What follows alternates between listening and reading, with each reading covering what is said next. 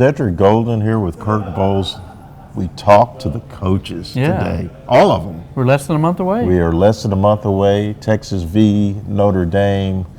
Charlie Strong seemed very relaxed today, and right out of the box you asked him, do you have a starting quarterback? He said no. No.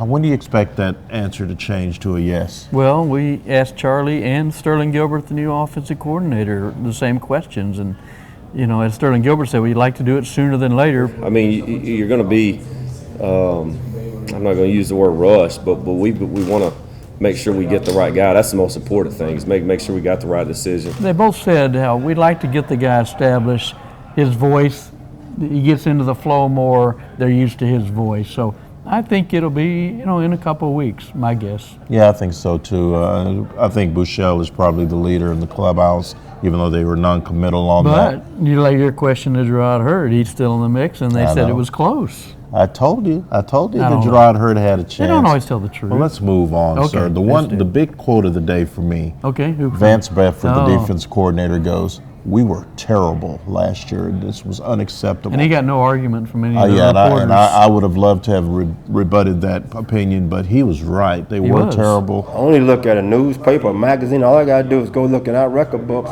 We're 5-7. That in itself should get you upset.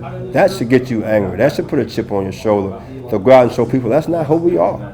And to me, that's what it's all about here. 5-7. It's unacceptable. I think the defense has to be better for them to have any kind of shot to win 7 or 8 games. You're exactly right. He did own it. And, I know some people have been on us that we're not as hard on Vance as we should be. It's been a disaster.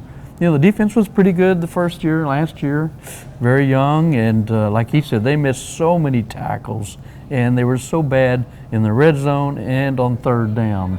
Charlie made that same thing about that very first drive Notre Dame scored, had 3 big third downs, and that set the tone kind of for the whole season. So the other thing I enjoyed was they're talking about staying in the dorms, the players and the coaches all in the dorm, and Charlie was saying he pulls his mattress off and has to stand on a chair to get stands to on the a chair. bunk. Yeah. Exactly, and we asked Vance Bedford about that, and he said, "No, I'm not pulling any mattress off. I'm too old. I don't want to hurt my back." So, but yeah, they seem very energized, very positive. Very confident. And what they are doing right now in August, they're fostering a sense of togetherness, and they're trying to become a cohesive unit, because tough times are coming. They're bringing it together. Tough opponents. Notre Dame right out of the box Sunday night with the whole country watching. So I know it's hard to put a lot of emphasis on one game over the others, but I'm telling you, I think the Notre Dame game is easily the most important game of this season. Well, it's going to set the temperature for the team, for the fans, for the nation that will be watching this game and this game alone. So, it's a great opportunity, and I know you're leaning toward picking Notre Dame. I imagine today you're probably ready to pick them, aren't you? No. You're picking the ups? Quit trying. No one puts baby in a corner. You said you're leaning. Go ahead. Push me into a corner to tell me what I'm going to pick. I'll pick it when it's time to pick it. Meanwhile, check us out on hookem.com. We'll have more updates from this weekend's practices. For Kirk Bohls, I'm Cedric Golden.